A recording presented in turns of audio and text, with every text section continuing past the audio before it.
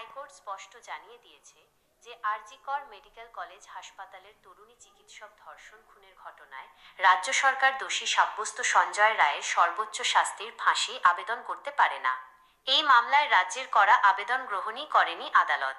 বিচারপতি জানিয়েছেন শুধুমাত্র সিবিআইএই আবেদন করতে পারে। ঘটনার বিবরণে জানা যায়, নিম্ন আদালত সঞ্জয় রায়কে যাবজ্জীবন কারাদণ্ড দিয়েছে, কিন্তু মুখ্যমন্ত্রী এই সাজায় খুশি হননি এবং রাজ্য সরকার হাইকোর্টের দ্বারস্থ হয়েছিল। তবে হাইকোর্ট রাজ্যের আবেদন খারিজ করে দিয়েছে। এই মামলায় সিবিআইয়ের আইনজীবী প্রশ্ন তুলেছিলেন যে যখন পরিবার, সিবিআই বা দোষী নিজে হাইকোর্টে আবেদন করেনি, তখন রাজ্য কিভাবে এই আবেদন করতে পারে? আদালত এই যুক্তিতেই রাজ্যের আবেদন খারিজ করেছে। প্রসঙ্গত, রাজ্য ও সিবিআই উভয়েই সঞ্জয়ের ফাঁসি চেয়েছিল, কিন্তু অভয়ার পরিবার, সম্ভবত মৃতার পরিবার, আদালতে জানিয়েছে যে তারা ফাঁসি চায় না।